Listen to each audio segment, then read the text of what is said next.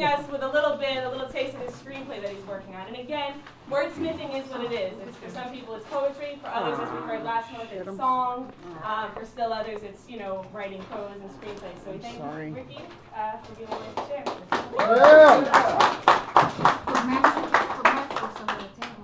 The name of the screenplay is On Guilt Trip.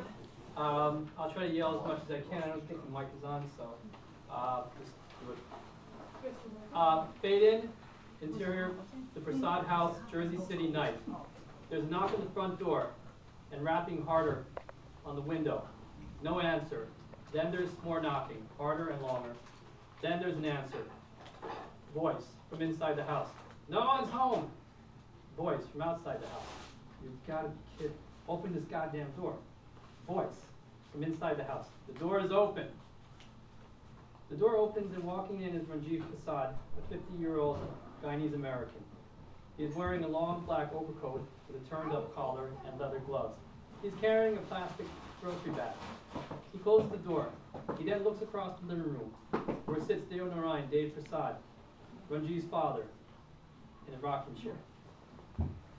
Dave, you're late. I expected you last night. Ranjiv, real jackass.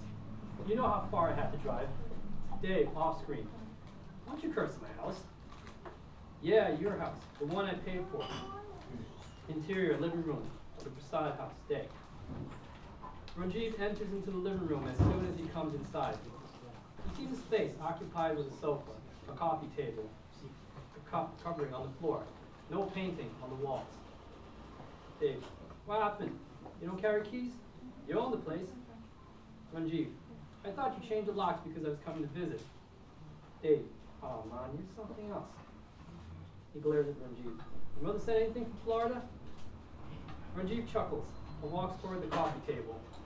He puts the grocery bag on the table and unpacks from it a bottle of champagne, a plastic carton with apple cider, a bottle of soda, a bag of potato chips, a box of plastic cups, and a couple of party hats and noisemakers. Dave makes a face, passing judgment on what Ranjiv places on the table. Ranjiv, I told you over the phone I'm here to spend New Year's Eve. Remember, we'll hang out, watch some flicks, gab, then see the ball drop. Dave, what's this crap? You didn't bring anything I can actually drink? Ranjiv continues unpacking until the bag is empty. Ranjiv, I thought you stopped drinking. Dave grumbles some curse words in disapproval. How are the two of us going to hang out? Where's your wife and my grandchildren? You forget them in the car? Ranjiv waves them off as he opens the carton of apple cider and then the bag of potato chips. He then looks at an empty spot in the living room and stares for a bit. Ranjiv, where's the TV? Dave, what TV? I don't watch TV. No kidding. If you don't have the one I paid $550 for, then you wouldn't be watching it. Yeah, Dave, be a busy man. Plus, the damn thing was taking up too much room. Ranjiv, you weren't saying that when we were in the store and I was paying for it. Dave shakes his head at Ranjiv. Ranjiv continues. I didn't hear any complaints when I had to pay extra to have it delivered. Dave, well, you didn't. Ranjiv interrupts. It was your birthday present. Ranjiv glares at Dave. Ranjiv continues. So now I have to fish around this house to find it. Thanks for your help. Dave gets out of his chair, about to reach out to Ranjiv, who starts walking toward the front door. Dave, hey, where are you going? Ranjiv turns back toward Dave. I'm going back in the car, and I might as well drive back home. Pain in the ass dealing with you. Dave, he looks stunned. You must have an attitude like that. Pause. I don't know what you're going back to. You're out of work, you're getting divorced, your boss not going to miss you, and your wife could care less. Ranjiv, you jerk. What about my kids?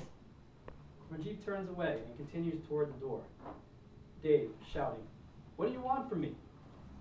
Ranjiv stops in his tracks, but does not turn around. Dave is angry as he's putting on his coat and is about to put on his shoes. Dave, big deal there's no TV. I wasn't planning to stay home anyway. We can go and hang out with the boys. I can get an invite to a New Year's party with the guys. We should come and act social. Ranjiv chuckles to himself as he makes his way to the front door, which he opens slightly. Dave continues. If you're going out, give me a lift to Sammy's place. Ranjiv, Sammy's place? Then Ranjiv walks out the door and slams it shut. The screen cuts to black. The sound of a watch ticking plays over a black screen. Then the words, about an hour or so later, appears on the screen. Then cuts to scene. Interior, Prasad living room day. Ranjiv opens the front door. Dave is sitting in the rocking chair drinking some cider and eating some potato chips out of a napkin. Dave, what? You remember you had to take me with you? Ranjiv looks at Dave in disbelief. Dave gestures with his hands as if saying, what the hell did I do? Ranjiv, where the hell is the TV? Dave mumbles, while his mouth is full. Ranjiv walks over to the table and starts packing the party food, sodas, and other items back in the bag, which he brought with him. Ranjiv, $693.50. Dave, the TV was $550. I sent it out to get fixed. Damn thing started acting up. Let's go hang looks at me and the boys before it gets too late. Ranjiv looks up as he's putting the party items in the bag. 3-year service plan, delivery and tax. Dave continues eating. Ranjiv, the boys? Yeah, they're over by Sammy's store watching cricket. India, West Indies. Ranjiv, watching cricket on New Year's Eve. When did he get a pause? Ranjiv walks toward his father slowly, as if he's Sherlock Holmes. Ranjiv, just tell me now that he has my TV. I want to go up over there with my mouth on your mouth. What will you do? I lent it to the man, and he promised he would check it out. You got a problem? Ranjiv, lend it is for library books. How do you lend out a big screen TV? Dave, you make it sound like you let him come and take it out of the house. Ranjiv, he probably did. No, I forgot. You lent it to our colleague. If Mom was here, Dave rises out of the seat in indignation.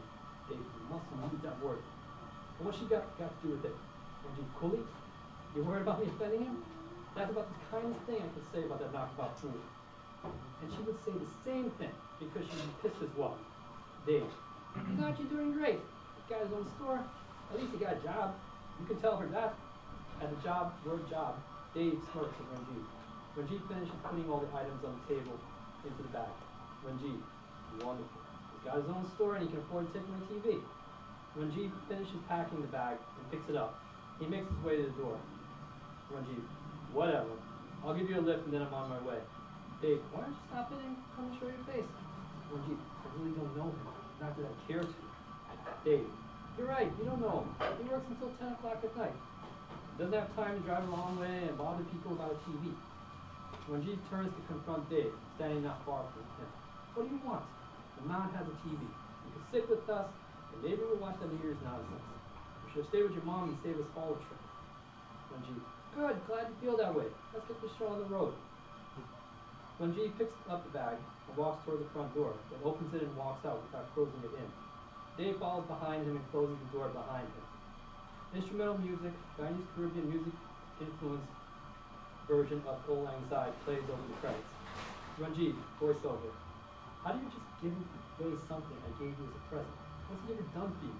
Dave, voiceover. He's always good to me. He gives me free food. Ranjiv, voiceover. You gave my TV away for free food? Music continues playing over the credits, then the screen fades to black. The end. Thank you.